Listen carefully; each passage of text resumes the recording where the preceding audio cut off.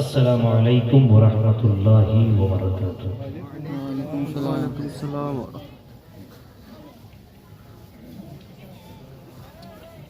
अल्हम्दुलिल्लाह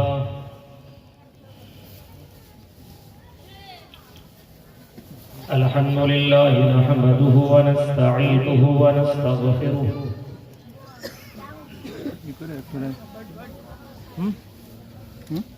व नऊज़ु बिल्लाहि मिन शुरूरि अनफुसिना व मिन सय्यिआति अअमालिना। तो क्या कर दिन में जाए देखो दिए तभी थोड़ी ले आएगी। मन यहदिल्लाहु फला मुज़िल्ल लहु व मन युज़िल्लु फला हादिय लहु।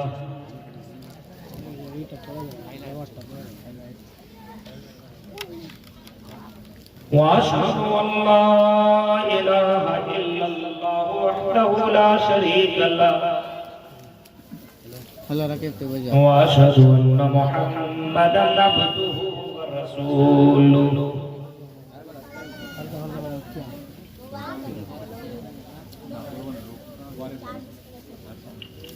अम्मा बअदु फइन्न खैरल हदीस किताबुल्लाह व खैरल हदी हदी मुहम्मदिन सल्लल्लाहु अलैहि वसल्लम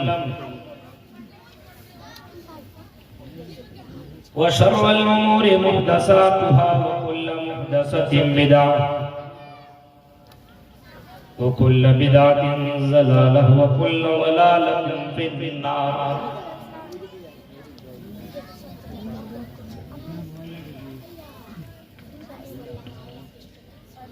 अऊज़ु बिल्लाहि मिनश शैतानिर रजीम। बिस्मिल्लाहिर रहमानिर रहीम।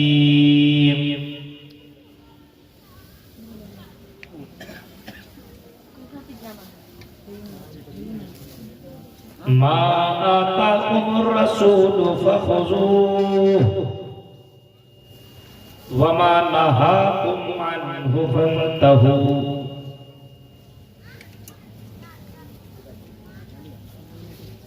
वक़ाल नबी सल्लल्लाहु अलैहि वसल्लम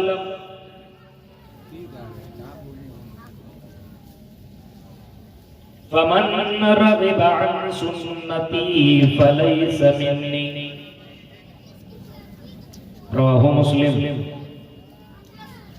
रब्बि इश्रह ली सदरी व यस्सिर ली अमरी वहलुल उक़दतम मिन लिसानी यफ़क़हू क़ौली। अल्लाहुम्मा रब्बि ज़िदनी इल्मा। आमीन।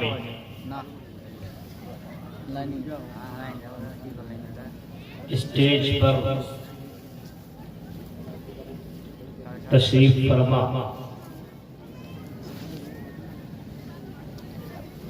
मुहतरम उलमाए किराम, इस अज़ीमुश्शान इजलास आम को रचाने वाले निहायत ही मुअज़्ज़ज़ जिम्मेदारान सुल्तानगंज कलियाचक और इसके आस-पास से आए हुए सामीन हज़रात, इस्लामी बुजुर्गों, नौजवान दोस्तों, प्यारे बच्चों और पर्दा नशीन मेरी माँ और बहन, जिस बात का डर था आखिरकार वही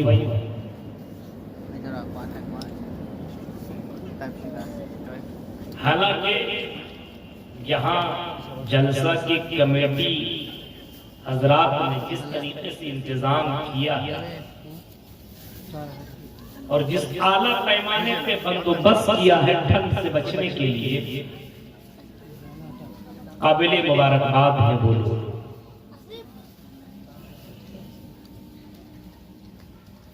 इतना बेहतरीन इंतजाम करके देना, माइक का सेटिंग इतना बेहतर, उलमाए किराम को सेलेक्ट करना, उनको बुलाना और दीन की बात आप तक पहुंचवाना, ये सबकी बस की बात नहीं। हम उनके हक में सुल्तानगंज इस जलसा के जिम्मेदारान के हक में दुआ करते हैं कि अल्लाह ताला तो उनके इस काम की वजह से उनकी जिंदगी में अल्लाह खुशहाली अता फरमा। उनकी जिंदगी में अगर कोई मुसीबत हो, तकलीफ हो तो अल्लाह दूर फरमा। और इस काम की वजह से दुनिया में बेहतर बदला और इससे के बाद मरने के बाद अल्लाह तो जन्नतुल फिरदौस में आला मकाम अता फरमा। इतना कम तबका, और वो भी कलिया चले में अभी कितना 10 बज रहा है, 10 साल, लेकिन इसके बावजूद लोग अपने घर को छोड़ने के लिए तैयार नहीं है। कुरान और हदीस की बात सुनने के लिए तैयार नहीं है। आज हमें ये लगता है कि आज मुसलमानों के पास ईमान नहीं है, सिर्फ नाम का मुसलमान। अगर स्टेज की जगह इस ठंड के मौसम में अगर कोई नचनियां होती, नाचने वाली, डांस करने वाली, ठुमका लगाने वाली, हाँ, तो आप ईमान के साथ बताइए कि जो भीड़ आपको नजर आ रही है इससे कितनी गुना ज्यादा होगा। खुद बता सकते हैं, आप फैसला कर सकते हैं कि मौलवी साहब अगर इस जगह पे इतना इंतजाम के बाद अगर कोई नाचने वाली तवाइफ अगर स्टेज पे नाचती तो आज आपको यहाँ पे बैठने की जगह किसी को नहीं मिलती, पीछे खड़ा होना। याद है मुसलमानों का हाल, ये है मुसलमानों का हाल। इतना इंतजामात के बावजूद हम कुरान और हदीस और इस्लामिक बातों को सुनने के लिए हम तैयार नहीं। हमें वो दौर याद है, पूरी पूरी रातें आज भी कई जगहों पे तकरीरें सुनी जाती है। आज भी मोबाइल चलाने के बाद तो पूरी रात मोबाइल चलाते हैं, चैटिंग करने की बात तो पूरी रात चैटिंग करते हैं, मैच देखने की बात तो क्रिकेट देखने की बात तो पूरी रात देखते हैं। लेकिन आज मुसलमानों के अंदर गैरत खत्म हो चुकी है। आज मुसलमान बेहया हो चुका है, और इतना बेहया शायद कि कायनात में कभी देखा ही नहीं। हजरत सुल्तान अय्यूबी ने कभी कहा था कि किसी कौम को बर्बाद करना हो तो उस कौम को मारो मत, उस कौम के ऊपर गोली मत चलाओ, बंदूक मत चलाओ, तीर मत बरसाओ। उस कौम को अगर तबाह करना है तो उस कौम के दिलों के अंदर दुनिया की मोहब्बत डाल दो, उस कौम को बेगैर बना दो, उस कौम को बेहया बना दो, उस कौम को कुरान और हदीस से दूर रखो, उस कौम को दुनियादार बना दो। वो कौम ऑटोमेटिकली मर जाएगी, वो कौम ऑटोमेटिकली दलदल में फंस जाएगी। उस कौम को मारने की जरूरत नहीं है। आज इस कौम के साथ वही हो रहा है। और आज पूरे हिंदुस्तान के अंदर अगर किसी जानवर को मारा जाता है तो आदमी अफसोस तो करता है, लेकिन अगर किसी मुसलमान को पकड़ करके मारता है तो कोई आदमी अफसोस भी नहीं करता, चल मुसलमान है मारने के लिए। यह हाल है, सब्र कीजिए।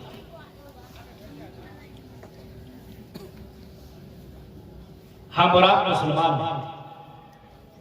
और ये अल्लाह का शुक्र है।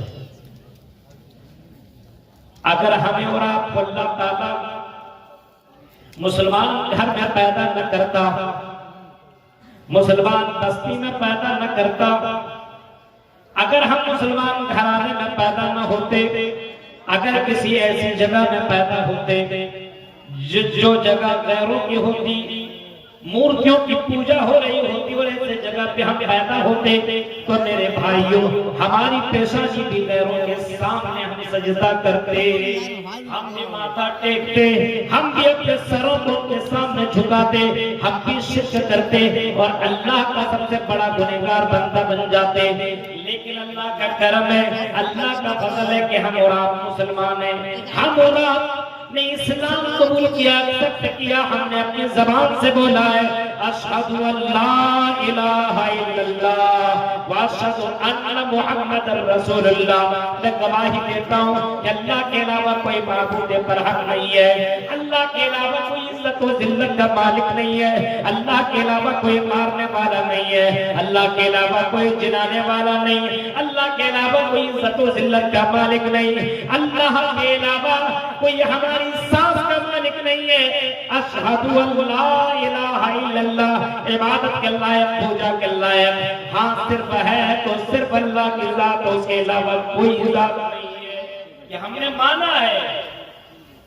वाशहदु अन्ना मुहम्मदर रसूलुल्लाह, और हमने इस बात की भी गवाही दी है। आई कलिया चक्के मुसलमान भाइयों और आई मेरी प्यारी बहनों, आपने भी इस बात की गवाही दी, और अगर कोई मुसलमान इस बात की गवाही न दे तो मुसलमान ही नहीं है।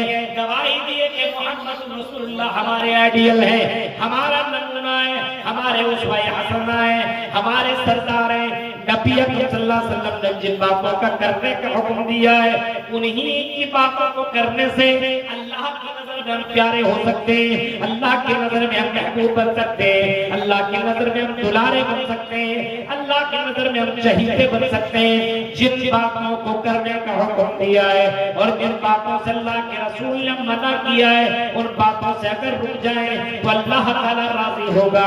मेरे भाइयों, यही तो इस्लाम का, यही तो इस्लाम की सच्चाई है, और यही तो इस्लाम की तालीम है कि मानो अल्लाह की, मोहम्मद रसूलुल्लाह की फरमाबरदारी करो, ला इलाहा इल्लल्लाह मोहम्मद रसूलुल्लाह, इन दोनों चीजों को आपको समझने की जरूरत है, इन दोनों चीजों को। हम रात दुनिया में है, बहुत सारी चीजों की मोहब्बत अल्लाह ने डाली है। अब आप बताइए, अभी आपको सबसे ज्यादा मोहब्बत किस चीज से है? अभी इस ठंड में आपको अभी मोहब्बत है कि आप अपने घर के अंदर कम्बल में बैठ करके, रजाई में गद्दा में बैठ करके हम आराम करते हैं। वरना सुल्तानगंज में इससे पहले का मेरा प्रोग्राम था, मैं जब इससे पहले आया था, पूरी मजलिस भरी हुई थी। उसमें तो शायद इतनी ठंड न थी, लेकिन इतनी भी ठंड अंदर में नहीं। हालांकि मैं रूम में था तो ठंड लग रही थी, लेकिन यहाँ पे जब पहुंचा हूं तो इतनी ठंड नहीं है। अब बताइए, अभी सबसे ज्यादा जरूरत हमें और आपको, और मोहब्बत हम करते हैं किससे? ठंड से बचने के लिए आग से तापेंगे उसको, उससे गर्मी हासिल करेंगे। और इसी तरीके से हम और आप मोहब्बत कर रहे रजाई से, बिस्तर से, कि हम थोड़ा गर्मी हासिल करें। लेकिन आपको ऐलान हुआ कि फला जगह फला तारीख को जलसा है। यहाँ के सुल्तानगंज वालों के कुछ लोगों ने इस्लाम को जगाने के लिए, इस्लाम को दावत व तबलीग और इस्लाम की शरोअत, इस्लाम की शान के लिए, मस्जिद की तामीर के लिए, मस्जिद को बनाने के लिए जलसा रचा है। मस्जिद की तामीर के लिए एक जलसा रचा है। चलो रसूल की बातें हो, चलो अल्लाह और उसके रसूल की बातें हो, चलो अल्लाह का घर बनाए। हमने बड़ी बड़ी बिल्डिंगें बनाई, हमने अपना घर बनाया, अपना मकान लिया है, हमने बैंक बैलेंस जमा किया है, हमने बहुत सारी बातें की है। लेकिन चलो हम मोहम्मद रसूलुल्लाह की उस फरमान की भी तामील कर ले, जिसमें आपने फरमाया था, मन बना लिल्लाहि मस्जिदन बनल्लाहु लहु बैतन फिल जन्नह, जो मस्जिद बनाएगा, जो अल्लाह का घर बनाएगा, तो अल्लाह ताला जन्नत में भी उसका घर बनाएगा। इस हदीस के ऊपर अमल करते हुए सुल्तानगंज के लोगों ने जलसा किया। चलो हम भी मस्जिद बनाए, मस्जिद की तामीर करें, मस्जिद को और बड़ा करें। चलो ये अल्लाह को बहुत ही ज्यादा पसंद है। अब यहाँ के लोगों ने ये जलसा रचाया है, इतना ज्यादा, इतनी ज्यादा मेहनत की कोशिश की, लेकिन ठंड की वजह से, अरे गर्मी और ठंड अल्लाह के रसूल के जमाने में भी हुआ करते थे। अल्लाह के रसूल के दौर के अंदर भी गर्मी आई, अल्लाह के रसूल के दौर में भी ठंडी आई। कि अल्लाह के रसूल के दौर में सहाबा ने फजर की नमाज छोड़ी, कि अल्लाह के रसूल के दौर में क्या सहाबियात ने, वहाँ की बुजुर्गों ने, वहाँ के नौजवानों नमाज छोड़ी, क्या जंग के अंदर न गए। मेरे भाइयों, कुरान तो अगर आप पढ़ेंगे और वाक़यात को सुनेंगे तो आप असर करेंगे कि मोहम्मद रसूलुल्लाह का जुमला, मोहम्मद रसूलुल्लाह की आवाज आ जाने के बाद किसी को इस बात की मजा न आती कि वो अपने घर के अंदर रहना गवारा करते। इतनी मोहब्बत थी अल्लाह और उसके रसूल से। हमें और आपको अपनी सबसे ज्यादा मोहब्बत बिस्तर से है, मोबाइल से है, हाँ, सोने से फुर्सत नहीं है। हमें अल्लाह से मोहब्बत नहीं है और हमें अल्लाह और उसके रसूल से मोहब्बत नहीं है। मोहब्बत कहीं सबसे ज्यादा मुसलमानों को मोहब्बत किससे होनी चाहिए? अल्लाह से। किससे होनी चाहिए? अल्लाह से। इस बात को आप याद रखिए, सबसे ज्यादा मोहब्बत अल्लाह से। क्यों? क्योंकि अल्लाह ही हमारी जिंदगी का मालिक है, खालिक है, रोजी रोटी देने वाला है, इज्जत और जिल्लत का मालिक है। वही अल्लाह बेटा बेटी देता है, वही अल्लाह औलाद देता है, वही अल्लाह रोजी रोटी देता है, इज्जत देता है, जलील करता है, रुस्वा करता है। उसी अल्लाह के हाथ में सारी चीजें। इसी वजह से अल्लाह से सबसे ज्यादा मोहब्बत होनी चाहिए। जिसने सारी नेमतें दी, जिसने बेशुमार अनगिनत नेमतें दी है, जिनको हम और आप शुमार तक भी नहीं कर सकते, जिसको हम और आप गिन भी नहीं सकते, जिसको अल्लाह ताला ने इस अंदाज से बयान किया है, फबिअय्यि आलाइ रब्बिकुमा तुकज़्ज़िबान। ओ मेरे बंदो, मेरी कौन कौन सी नेमत को तुम झुठलाओगे? मेरी इतनी सारी नेमत है कि तुम मेरी नेमत को झुठलाई नहीं। एक छोटी सी नेमत जिसको हम और आप जर्रा बराबर भी तवज्जो नहीं देते, ये तंदुरुस्ती, ये सेहत, ये ताकत जिससे हम चलते हैं, हमारे पैर ठीक है तो हम चल रहे हैं, हमारा हाथ ठीक है तो हम उठ रहे हैं, हमारी जबान अच्छी है तो हम बोल रहे हैं, हम सेहतमंद हैं, तंदुरुस्त हैं, हमारे बच्चों के लिए कमा करके ला रहे, अपने बीवी को खिला रहे, अपने औलाद को चला रहे हैं। ये तंदुरुस्ती इसको कहा जाता है। इतनी बड़ी नेमत है, लेकिन जिसको हमने बड़ा आसान समझ लिया है, और इस तंदुरुस्ती की सर्रा बराबर हमें फिक्र नहीं है। ओ गुटखा खाने वालों, शराब पीने वालों, मस्त रहने वालों, जरा तंदुरुस्ती को देखो। अल्लाह के नबी जनाबे मोहम्मद रसूलुल्लाह ने फरमाया, वसीहती का कबल सफने का।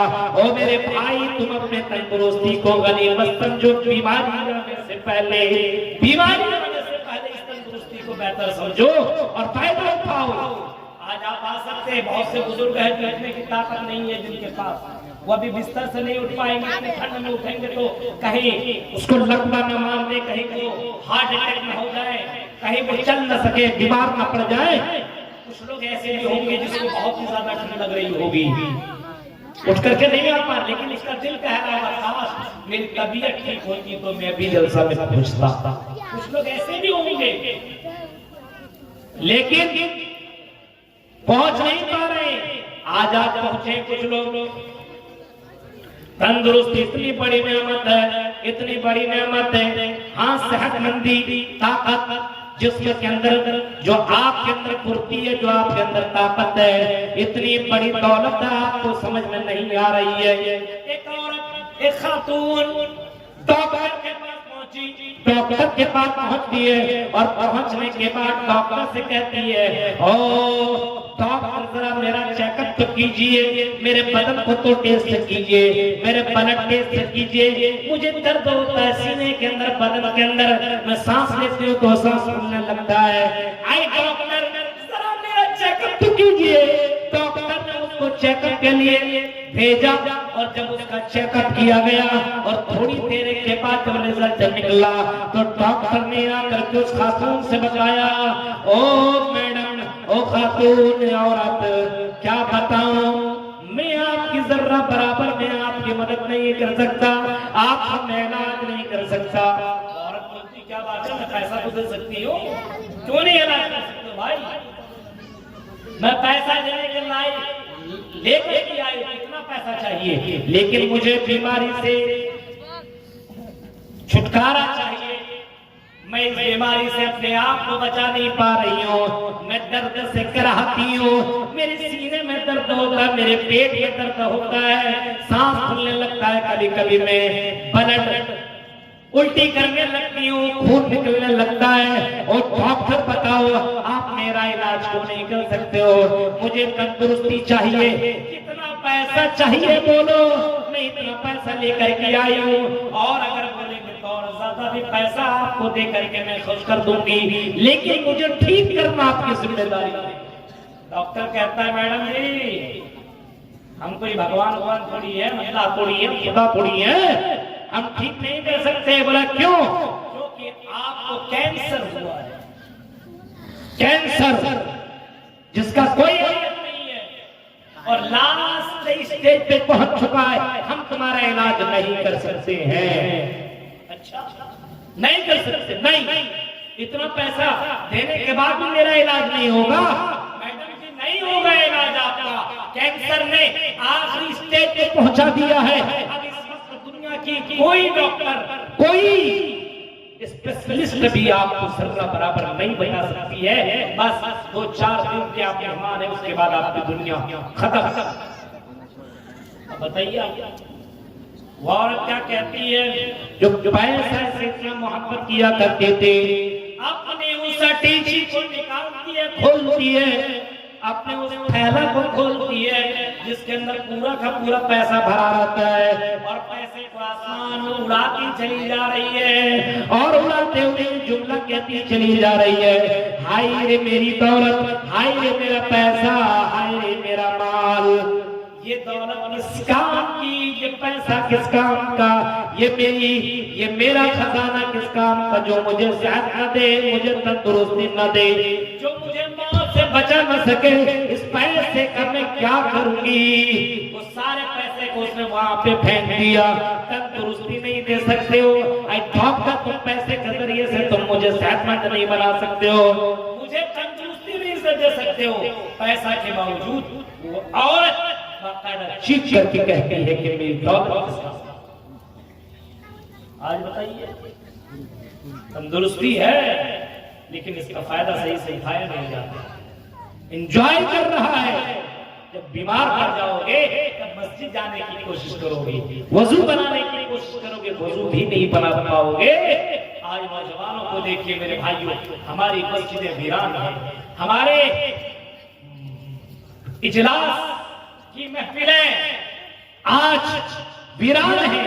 इसकी सबसे बड़ी वजह यही है कि हम अल्लाह से बहुत कम मोहब्बत करते हैं, और हम अपनी दिल से और अपनी जज्बात से और अपनी ख्वाहिशात से हम ज्यादा मोहब्बत करते हैं। दिल जो चाहता वही करते हैं, अल्लाह जो कहता है और रसूल जो कहते हैं उन बातों के ऊपर हम अमल नहीं करते।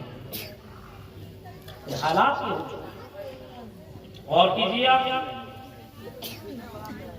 अल्लाह ने इतनी सारी नेमतों से नवाजा है, और अल्लाह कहता है मेरे बंदे वमा खलक़तुल जिन्ना वल इंसा इल्ला लियअबुदून। आई मेरे बंदो, हमने तुम्हें अपनी इबादत के लिए, अपनी पूजा के लिए, अपनी भक्ति के लिए, अपने परस्तिश के लिए पैदा किया। अपनी इबादत के लिए, चाहे तुम डॉक्टर हो, चाहे तुम इंस्पेक्टर हो, चाहे तुम मदरसा में पढ़ते हो, पढ़ती हो, कॉलेज में, स्कूल में, यूनिवर्सिटी में मजदूरी करते हो, आए मेरे बंदो, हमने तुम्हें अपनी इबादत के लिए पैदा किया है।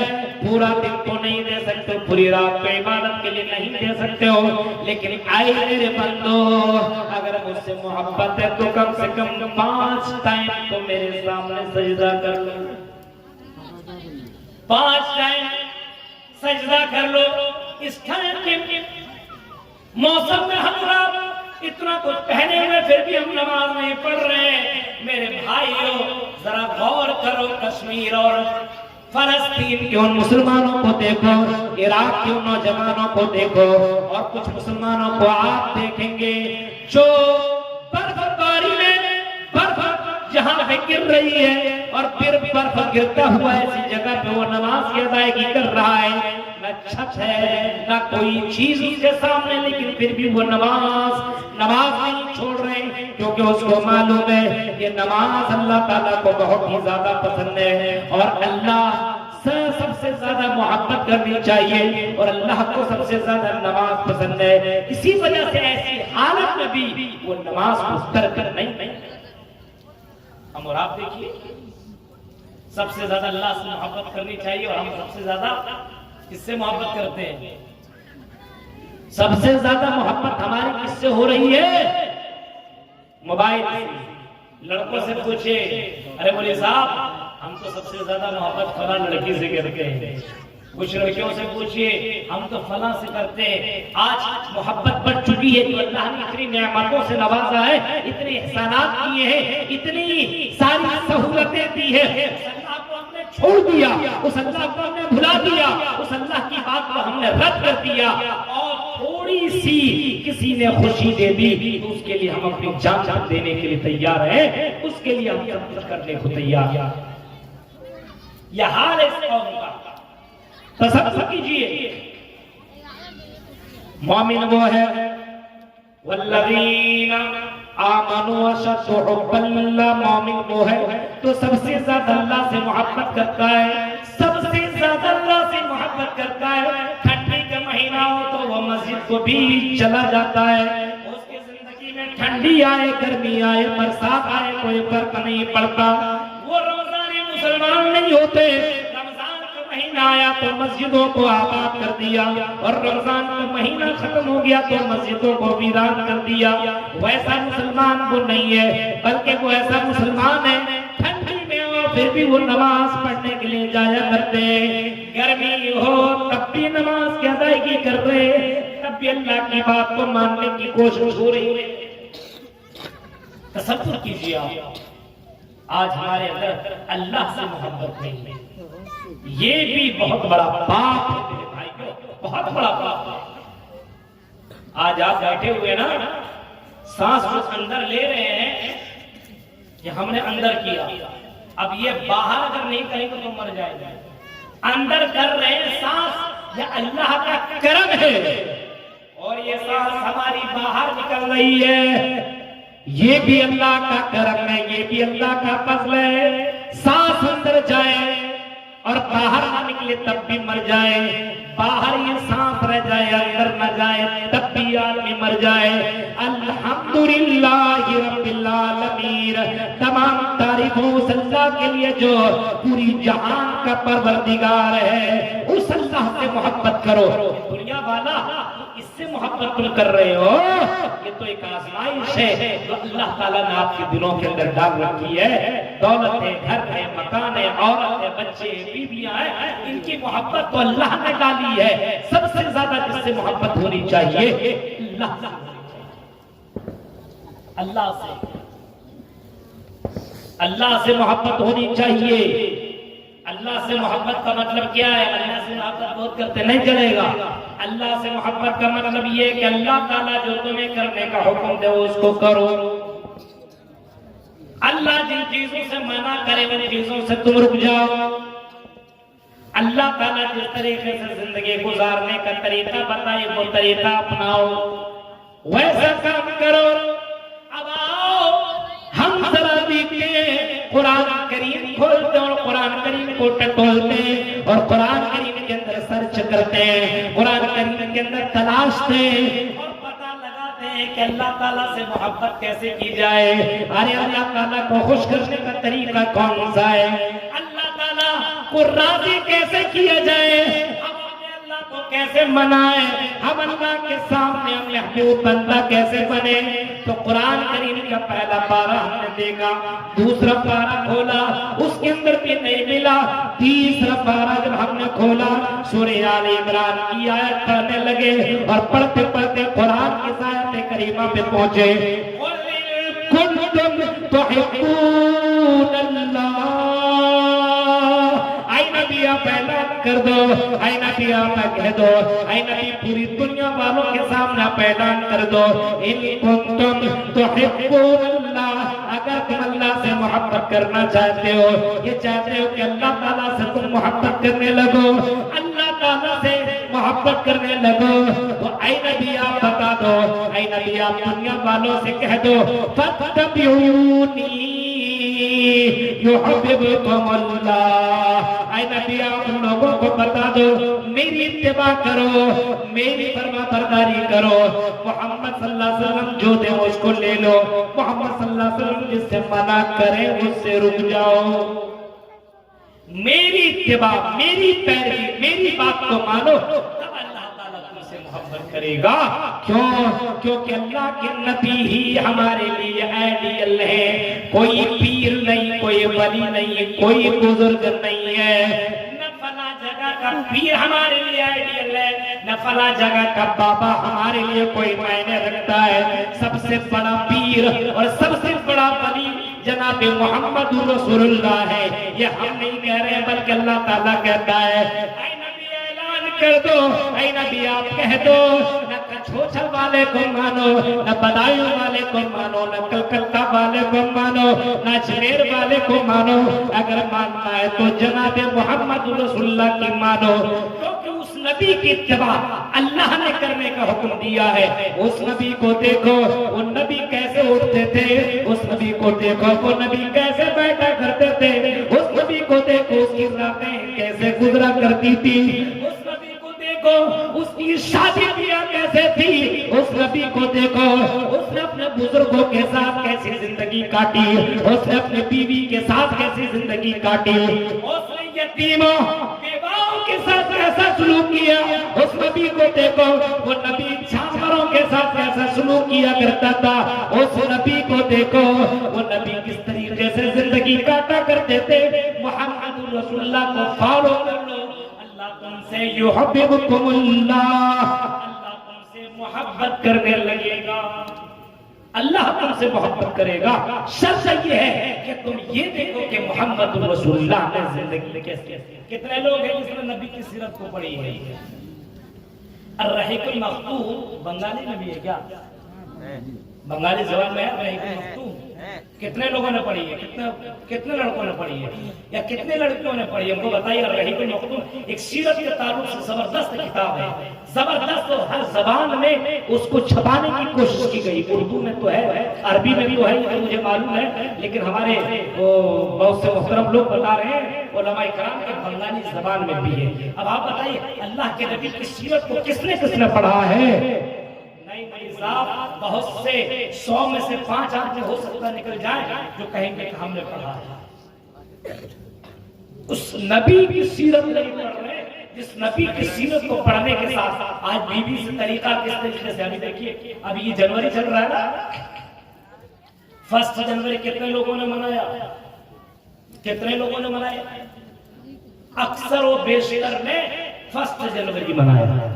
मुसलमानों के अंदर ये चीज दाखिल हो रही है, गैरों का तरीका हैप्पी न्यू ईयर मना रहा है। क्या नबी का ये तरीका था? कि अल्लाह के नबी ने जनवरी आने पर आपने खुशियां मनाई? नबी के दौर में भी ये महीना आया, नबी ने किसी को मुबारकबाद दी।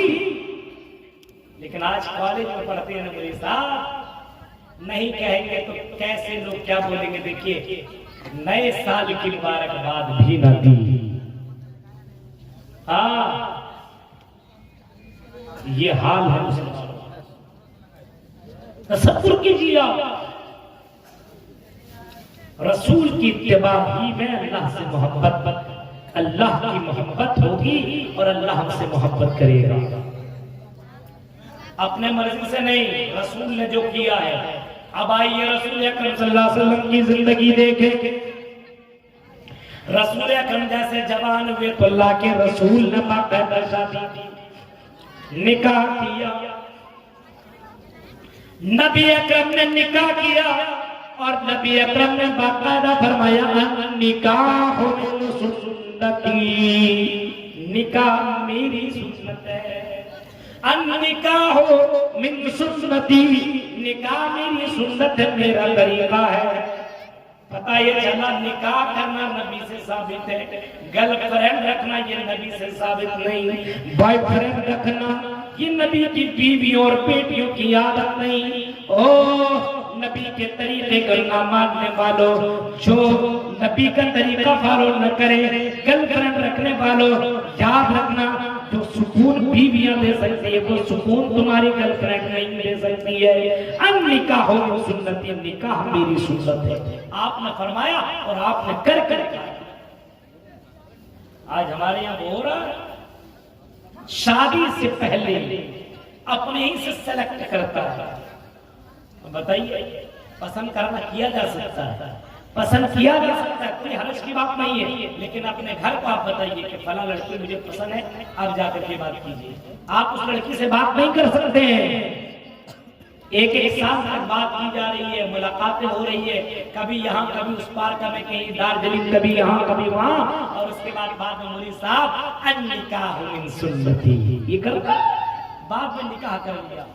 निकाह नहीं है ये ज़िनाकारी है, ज़िनाकारी।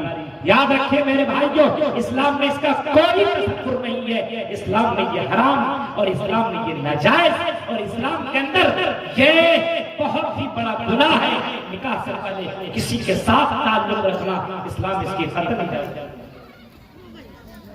याद रखिए अन-निकाह सुन्नती। अल्लाह के नबी के पास 3 आदमी आए, बुखारी शरीफ के अल्फाज है, सलासु रहतिन सलासतु रहतिन। नबी के पास 3 लोग आए। जब वो तीनों के तीनों नबी अकरम सल्लल्लाहु अलैहि वसल्लम के पास आए तो नबी अकरम घर के अंदर मौजूद नहीं है, नबी अकरम अपने घर में नहीं है। लोगों ने अल्लाह के नबी के घर के अंदर दस्तक दी, दरवाजा को खटखटाया, आवाज अंदर से आई, कौन? फरमाया कि हम नबी से मिलने आए हैं, हमें नबी से मिलना है, कुछ अहम बात पूछनी है, कोई अहम मसला हमें जानने की जरूरत है। जवाब आया कि अल्लाह के रसूल घर के अंदर नहीं है, अल्लाह के नबी कहीं बाहर निकले हुए हैं। अच्छा, बाहर निकले? हाँ। इन तीनों ने पूछा कि हम कुछ पूछने के लिए आया, बता सकते हैं? नबी की बीवियों ने कहा, हजरत आयशा ने, बताइए क्या बात है, क्या पूछना, बोलिए।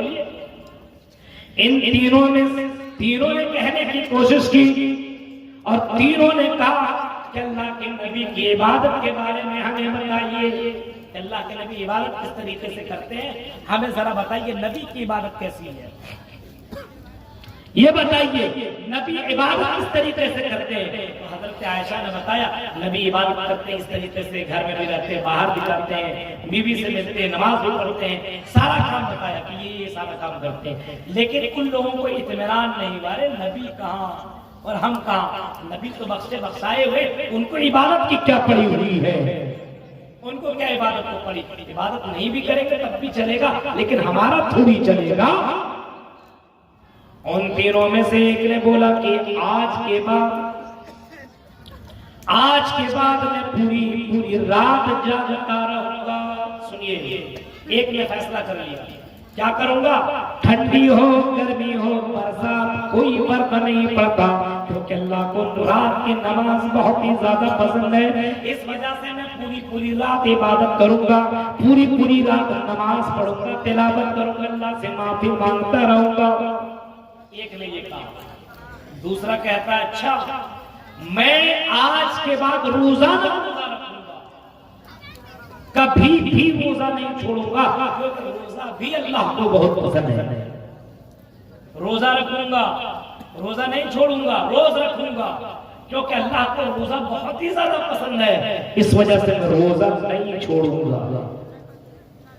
तीसरे ने कहा, चलो ठीक है, तुम 2 काम किए। तीसरे ने कहा कि मैं लड़कियों के चक्कर ही में नहीं पड़ूंगा, अना आतज़िरुन निसा, मैं लड़कियों से दूर रहूंगा, मैं निकाह नहीं करूंगा, शादी नहीं करूंगा, लड़की के चक्कर में रहूंगा ही नहीं।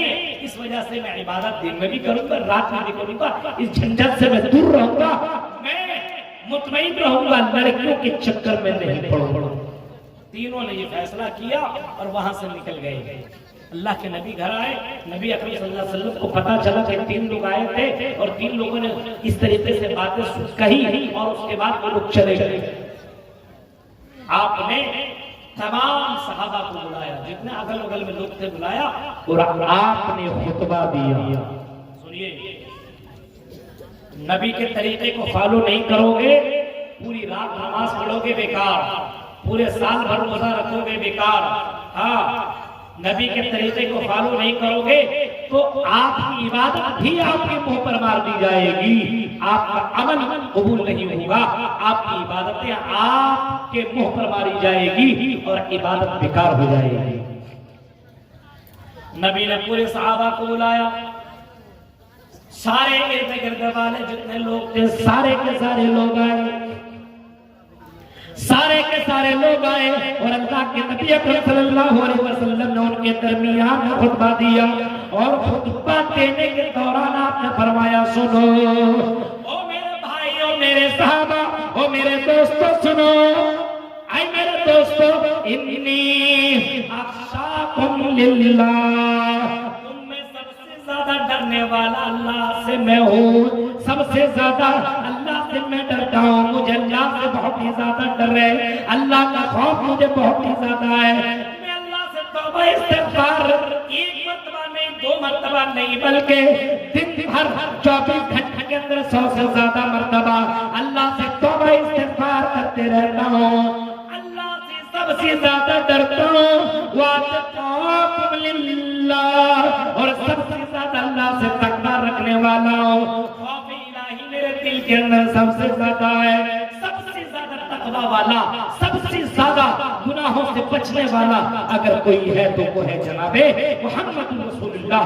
आई मेरे सहाबा सुनो, आई मेरे सहाबा सुनो, मैं नबी हूँ, लेकिन सुनो, नबी होने के बावजूद मैं बीवी से भी मिलता हूँ, मैंने शादी की निकाह किया, मैं बीवी से मिलता हूँ, मुलाकात करता हूँ, रात में उठता हूँ, तहज्जुद की नमाज में पढ़ता हूँ, हाँ, दिन में निकलता हूँ, रोजी रोटी के तलाश में कमाता भी हूँ, मैं अपने पड़ोसी का भी हक अदा करता हूँ, मैं जानवर का भी हक अदा करता हूँ, मैं दावत और तबलीग भी करता हूँ, मैं रोजा रखता भी हूँ, मैं रोजा छोड़ भी देता हूँ, हाँ, ये सारा तरीका मोहम्मद रसूलुल्लाह का है।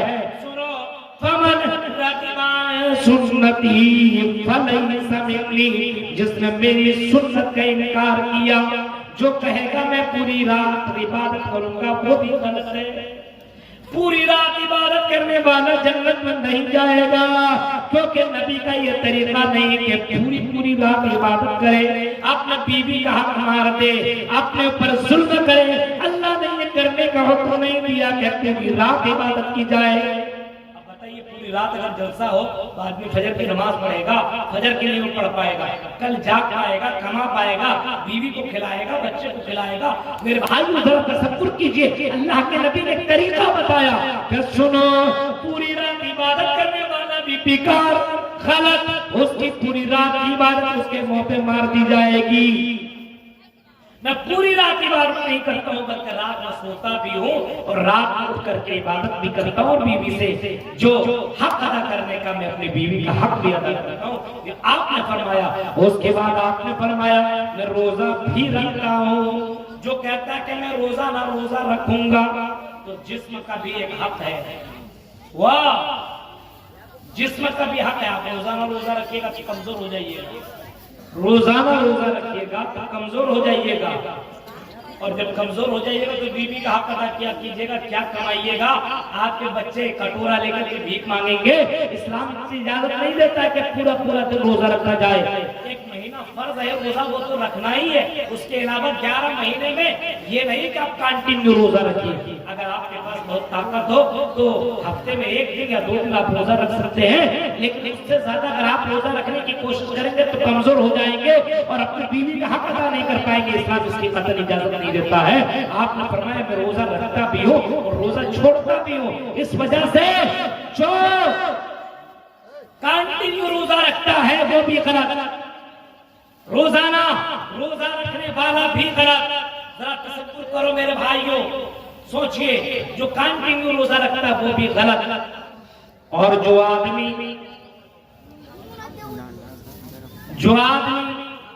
ये कहता है कि मैं बीवी से दूर रहूंगा, शादी नहीं करूंगा, निकाह नहीं करूंगा, ये भी गलत। ये भी तरीका मोहम्मद रसूलुल्लाह का नहीं है। निकाह मेरी सुन्नत है, निकाह मिन सुन्नती, निकाह मेरी सुन्नत है। फमन रगिबा अन सुन्नती फलैसा मिन्नी, जिसने मेरी सुन्नत का इनकार किया वो मुझ में से नहीं है, मुझ में से नहीं है। अब इस वाकया से आप पता चला ये बहुत सारे मसला निकलेंगे कि आप अपने मन के मुताबिक कुछ भी नहीं इस्लाम में कर सकते हैं। मन के मुताबिक नहीं चलेगा, बल्कि चलेगा तो अल्लाह के रसूल के मुताबिक चलेगा। अल्लाह मैं युती रसूल, जिसने रसूल की इताअत की फकत अता अल्लाह, उसने अल्लाह की इताअत।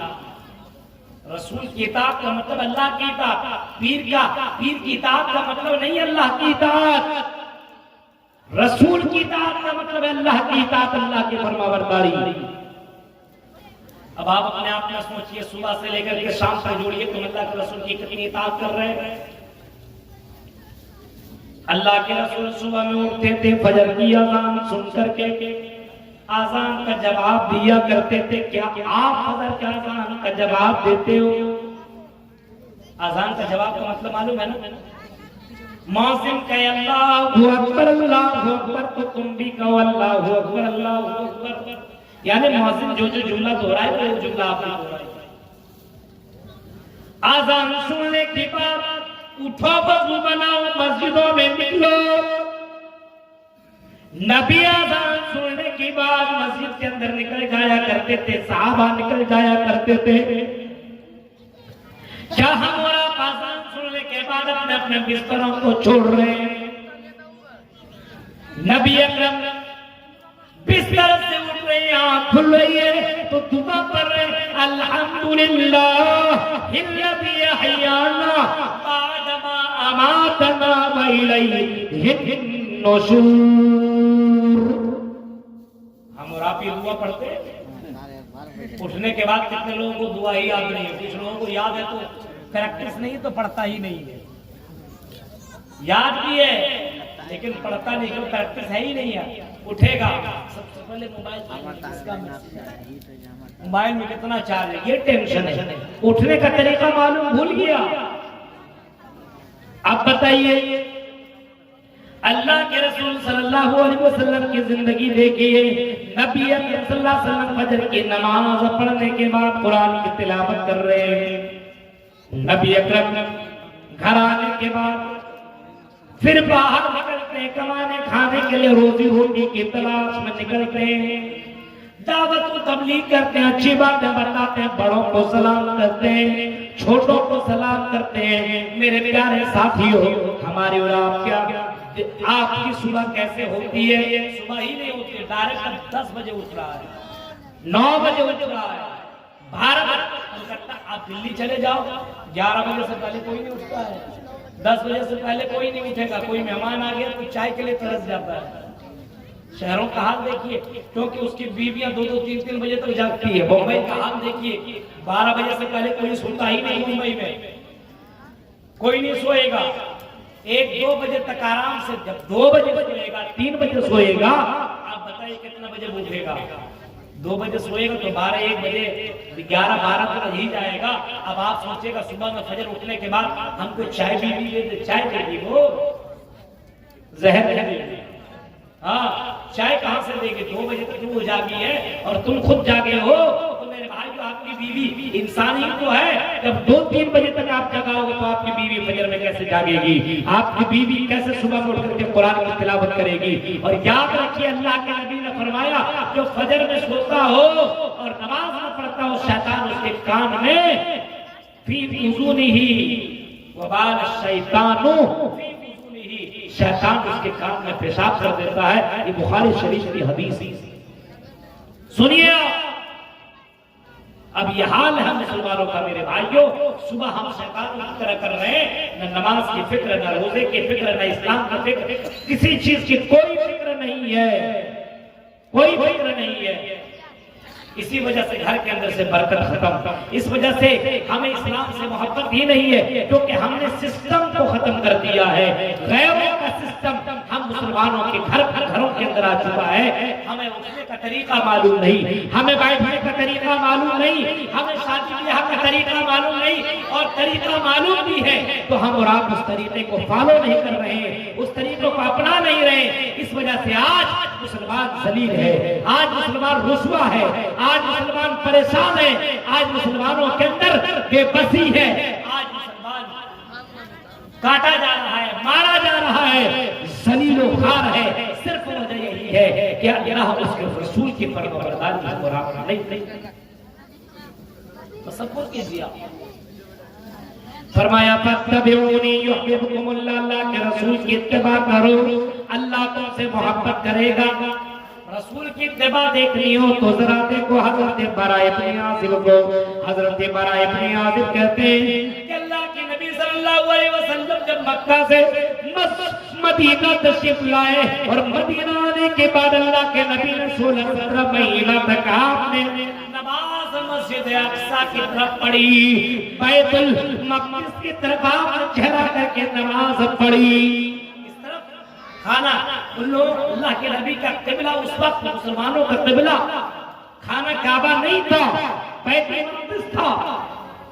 बैतुल मक़दिस अल्लाह के नबी नमाज पढ़ रहे हैं बैतुल मक़दिस की तरफ, लेकिन अल्लाह के नबी का दिल खाना काबा की तरफ लगा हुआ है। अल्लाह के नबी चाह रहे हैं कि अल्लाह ताला मेरा किबला बदल दे और खाना काबा मेरा किबला बना दिया जाए।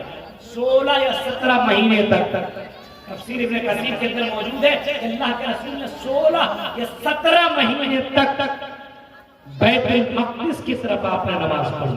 किबला बैतुल मक़दिस रहा 16 या 17 महीना, लगभग 1.5 साल। उसके बाद अल्लाह के नबी असर की नमाज पढ़ रहे हैं। फवल्ली वजहका शत्रल मस्जिदिल हराम, कुरान की आयत 6 से उतरी।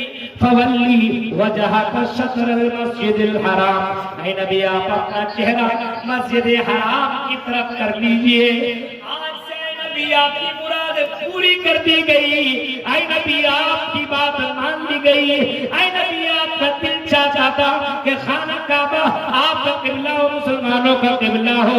ऐ नबी आपकी दिल की बात अल्लाह ने सुन ली और ऐ नबी आप अपना किबला बदलिए, आप अपना चेहरा चेंज कीजिए, अपना किबला चेंज कीजिए। ऐ मोहम्मद सल्लल्लाहु अलैहि वसल्लम आप खाना काबा की तरफ नमाज पढ़िए।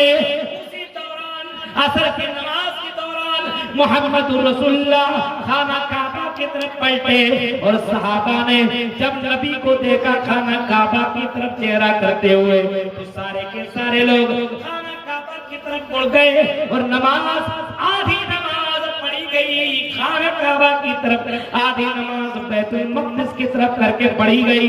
मेरे भाइयों जरा तसव्वुर करो, हज़रत बरा इब्न आसिब कहते हैं मैं नमाज मोहम्मद रसूलुल्लाह के साथ नबी के साथ पढ़ा, नबी के साथ नमाज पढ़ी और नमाज पढ़ने के साथ अल्लाह के नबी के साथ नमाज पढ़ने के बाद मैं वहां से निकला।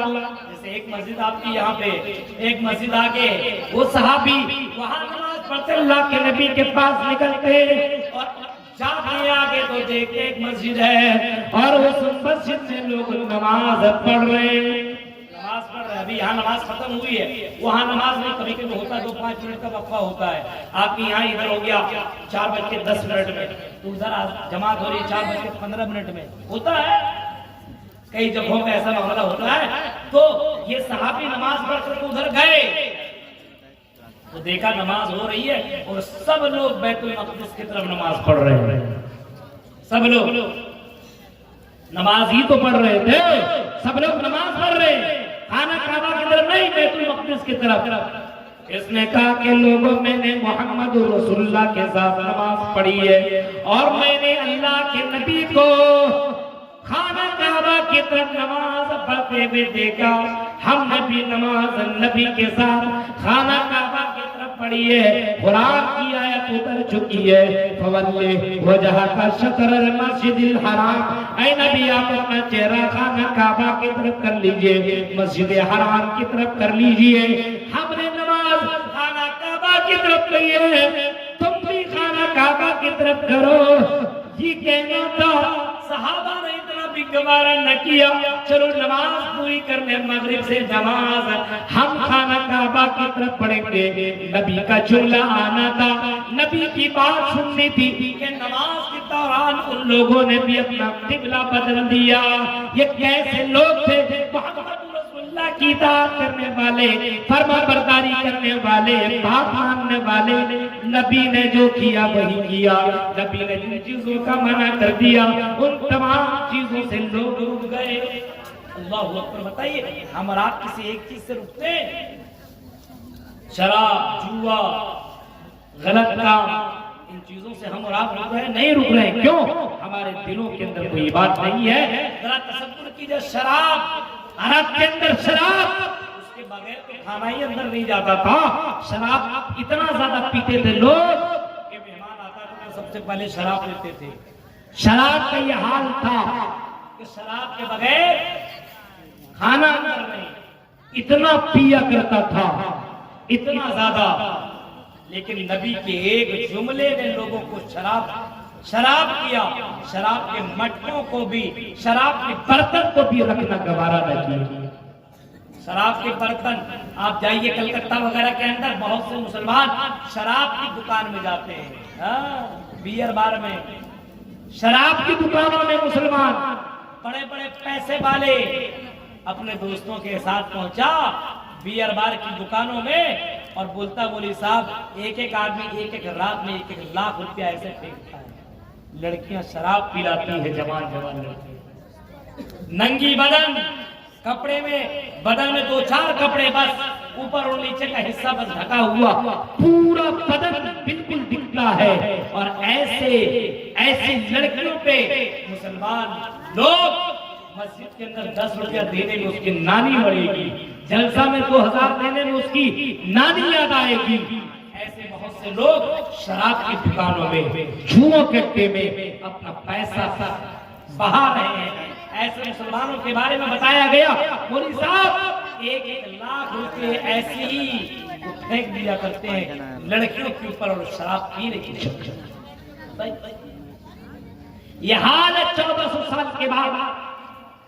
इस दौर में छुप के इस तरीके से बाकायदा बियर बार की दुकानों में बाकायदा ये मुसलमान के नाम पर ये कलंक है, इसको इस्लाम, इसको मुसलमान के कब्रिस्तान में दफनाने की इजाजत नहीं होनी चाहिए। ये मरे तो इसको शमशान घाट में भेज दो, इसको बहा दो, लेकिन मुसलमानों के कब्रिस्तान में ऐसे शराबियों को दफन न करो। ये मुसलमान के नाम पर कलंक है। इन लोगों ने इस्लाम का होलिया बना करके रख दिया, इस्लाम को इन्होंने बदनाम करके रख दिया। मेरे भाई की तरफ तसव्वुर कीजिए, गौर कीजिए। नबी अकरम के दौर में हजरत अनस बिन मालिक कहते हैं कि मैं लोगों को शराब पिला रहा था, मैं लोगों को शराब पिला रहा था, और शराब पिलाते पिलाते एक आवाज लगाने वाला, एक पुकारने वाला, एक मैसेंजर आता है और पुकारता है कि लोगों, आज से मोहम्मद रसूलुल्लाह ने शराब को हराम कर दिया है। नबी ने ऐलान कर दिया कि आज के बाद कोई शराब न पिए। शराब हराम है, शराब अल्लाह ने हराम कर दिए। आज के बाद कोई मुसलमान शराब न पिए। ये कौन कहते हैं? कहने वाले हजरत अनस बिन मालिक के। ओ कलिया चक्के मुसलमानों, ऐ सुल्तानगंज के मुसलमानों, तुम्हें जिन चीजों से मोहब्बत है, अगर वो हराम है तो उसको तुम छोड़ो। अगर अल्लाह के रसूल से मोहब्बत है और अल्लाह के रसूल ने उसको हराम करार दिया, जैसे इस्लाम की नजर में हराम, तो आई मुसलमानों तुम अपने मोबाइल से नेट को डिलीट करो, इन ऐप को डिलीट करो। ड्रीम 11 हराम, इसको हराम समझो। जुआ हराम, इसको तुम हराम समझो। शराब हराम, इसको तुम हराम समझो। ये जहेज ये हराम है, इसको तुम हराम समझो। हाँ, जिना हराम है, इसको तुम हराम समझो। हजरत अनस बिन मालिक कहते हैं कि पुकारने वाला कहता है कि मुसलमानों, शराब हराम कर दी गई है। नबी ने ये ऐलान करने का हुक्म दिया है, कोई शराब न पिए। मैं शराब पिला रहा था, कुछ लोगों के हाथ में शराब की बोतल थी, गिलास था, शराब पी रहा था, चुस्की ले रहा था, मजे ले रहा था, मस्त था। लेकिन मोहम्मद रसूलुल्लाह की आवाज आने के बाद लोगों ने ये गवारा भी नहीं किया कि शराब जो गिलास में पड़ी हुई है उस शराब को अंदर कर ले। जो शराब बोतल पलों में उस शराब को खत्म कर ले। जो शराब घरों के अंदर है उस शराब को खत्म कर ले, बेच डाले, उसका पैसा ले ले। इतना भी गवारा न किया। उन लोगों ने अपने अपने बर्तन को तोड़ना शुरू किया, अपने अपने गिलास को तोड़ना शुरू किया, अपने अपने बोतल को तोड़ना शुरू किया। और मदीना की गली के अंदर गलियों में शराब बहने लगी नदी की तरह। नलियों में गलियों में शराब की नहरें बहने लगी। यानी इतना भी गवारा नहीं किया कि अब नबी का हुक्म आने के बाद मेरे घर के अंदर शराब एक मिनट भी नहीं। जो सिगरेट पीते हैं, जो लोग नशा करते हैं, उनका क्या हाल होगा भाई बताइए? उनका क्या हाल होगा? नबी का एक हुक्म और सहाबा कराम देख रहे हैं, शराब हाथ में, बताइए। उसके बाद भी नहीं पी रहा, फेंक दिया, नहीं पिएंगे, आधा पी चुका है, नहीं पिएंगे। नबी का हुक्म आमन्ना वो सद्दक़ना, नबी ने जो कहा मान लिया, नबी ने जो कहा उसी के ऊपर अमल कर लिया। इसी को कहते हैं मोहब्बत, इसी को कहते हैं इताअत, इसी को कहते हैं फरमाबरदारी, इसी को कहते हैं बात मानना, इसी को कहते हैं ओरिजिनल। हम और आप हैं, हम तो आपको डुप्लीकेट है। मन किया तो मान लिया, मन नहीं किया तो छोड़ो। जब दिल किया नमाज पढ़ लिया, जब दिल नहीं किया तो नहीं पढ़ेंगे। जब दिल किया पर्दा कर लिया, जब दिल किया तो नहीं करेंगे। हाँ, यह हाल है हमारा और आपका। मेरे भाइयों, मन के मुताबिक नहीं चलेगा तो जनाब मोहम्मद रसूलुल्लाह सल्लल्लाहु अलैहि वसल्लम के मुताबिक। एक सहाबी है हजरत अब्दुल्लाह इब्ने मसूद, क्या नाम है? हजरत अब्दुल्लाह इब्ने मसूद। अल्लाह के नबी सल्लल्लाहु अलैहि वसल्लम खुतबा दे रहे हैं, और खुतबा देने के दौरान आपने किसी को देखा, जैसे आप ऐसे जैसे बैठे हुए तो कोई आदमी बदमाशी कर रहा होगा या उठम बैठी कर रहा होगा, तो आपने खुतबा के दौरान सिर्फ इतना कहा इजलिसू,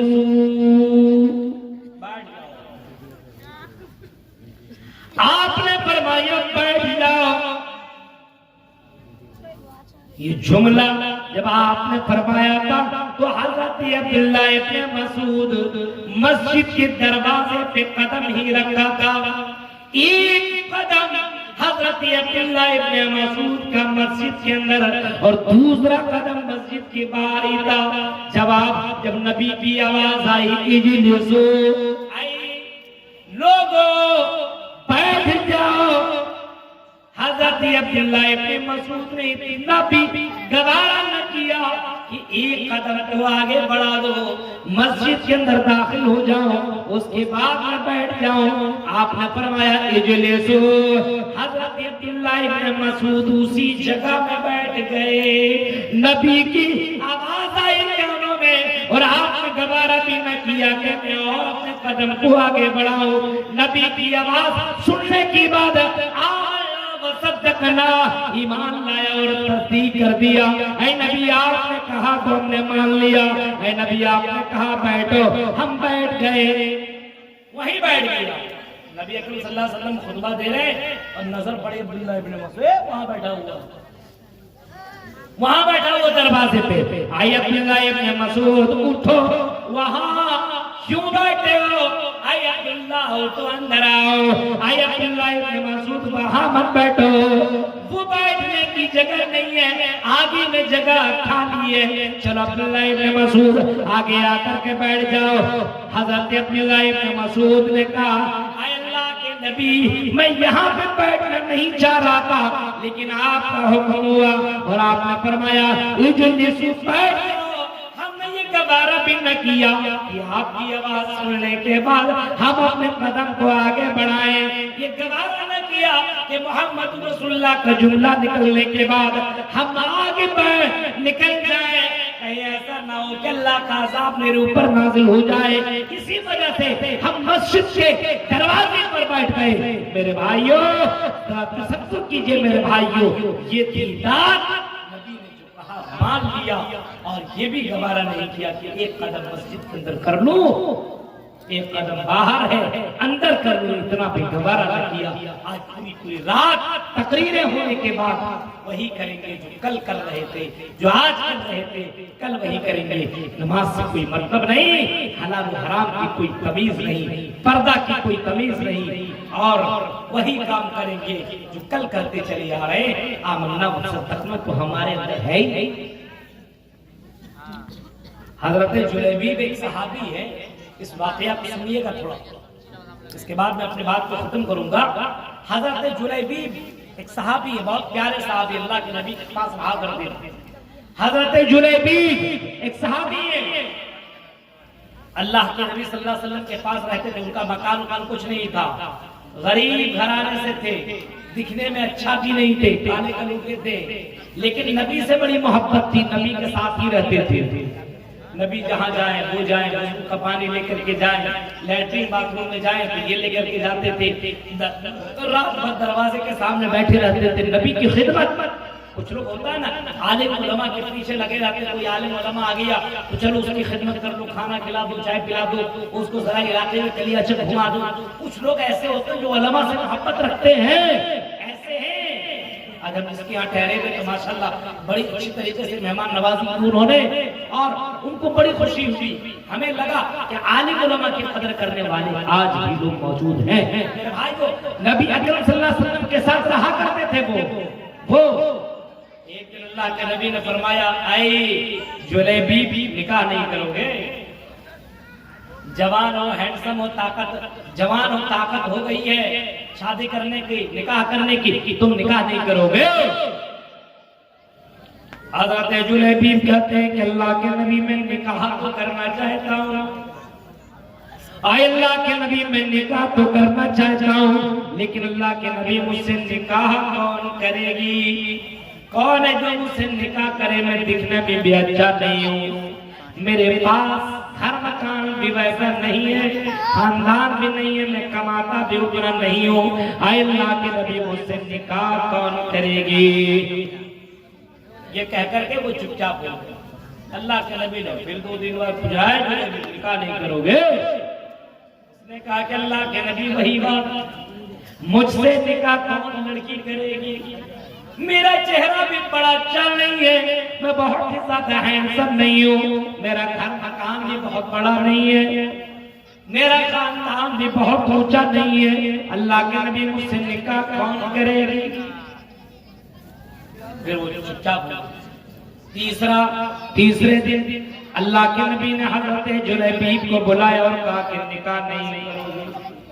उसने कहा अल्लाह के नबी निकाह तो करना चाहता हूँ, लेकिन अल्लाह के नबी निकाह कौन मुझे जैसे लड़के से करेगी? आजकल देखते हैं ना, लड़कियां लड़कों को छांट रही है, ये लड़का पसंद नहीं, ये दाढ़ी वाला पसंद नहीं, ये कम कमाने वाला पसंद नहीं, और ये घर वाला नहीं चाहिए, हमको फला चाहिए। आजकल बहुत सी लड़कियां ऐसी होती है जिसको एक लड़की, कुछ लड़कियां ऐसी है जिसको बस पैसा वाला चाहिए, मुसलमान हो गैर मुसलमान हो गैर मुस्लिम उससे कोई मतलब नहीं है ना, उसको बस दौलत से मतलब है, पैसा वाला होना चाहिए, सर्विस वाला होना चाहिए, नौकरी वाला होना चाहिए, सरकारी जॉब वाला चाहिए, बस उससे वो निकाह कर लेगी।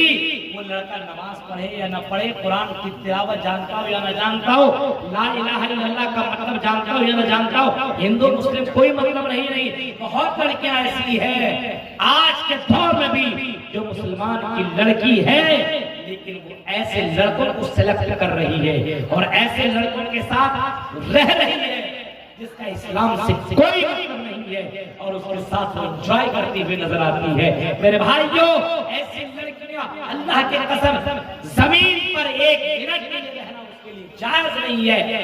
हाँ, ऐसी लड़कियों के लिए तो ऐसा है, जमीन फट जाए और उसी के अंदर वो दफन हो जाए, 1 मिनट भी उसको गवारा नहीं करना चाहिए कि वो दुनिया के अंदर जिंदा है। बताइए, आपने अपने ईमान, अपनी हया, अपनी इज्जत चंद पैसों में आपने बेच दी।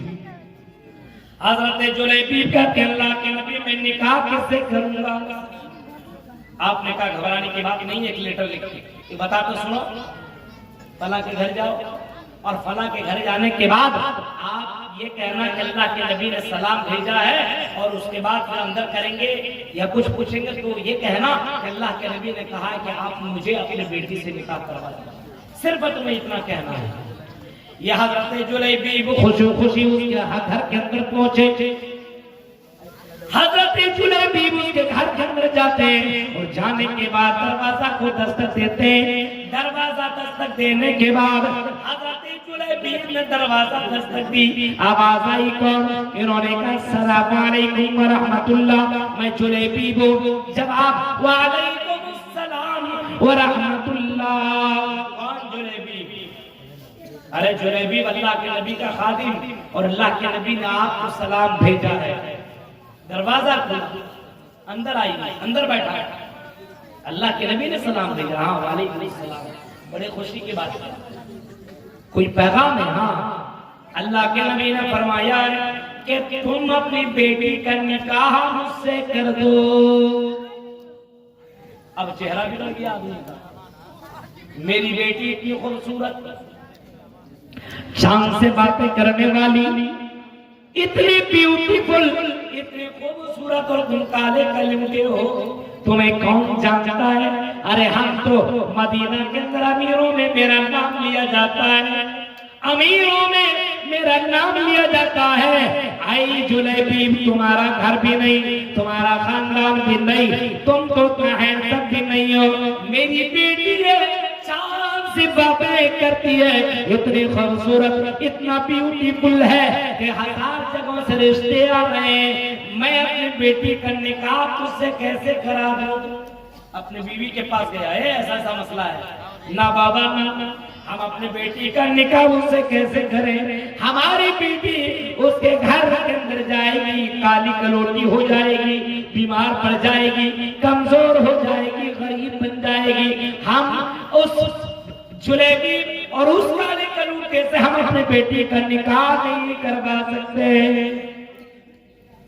लड़की ये सारा मामला देख रही थी, सुन रही थी, पर्दे के आड़ में सारी चीजें उसने सुनी और वो आगे निकली, आगे बड़ी पर्दे में और कहने लगी, आई मेरे अब्बू, आई मेरी अम्मी, ये मत देखो लड़का कैसा है, ये मत देखो खानदान कैसा है, ये मत देखो इसके पास मकान है कि नहीं, ये मत देखो ये कितना कमाता है, ये देखो रिश्ता कौन भेजा है, हुक्म किसका है, किसने कहा है, ये सोचो।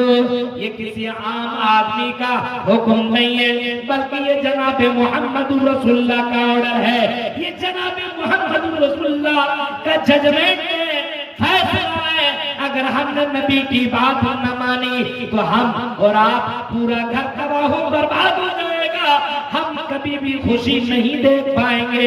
नबी का हुक्म आया, ऐ मेरे अब्बू और ऐ मेरी अम्मी, अगर आप मेरा निकाह नहीं करवाएंगे तब फिर मैं निकाह करने के लिए तैयार हूँ। इस लड़के के साथ मोहम्मद रसूलुल्लाह के पास जाती हूँ और नबी से कहूंगी, ऐ नबी आप मेरा निकाह करवा दीजिए, ऐ नबी मैं आपकी बात मानने के लिए तैयार।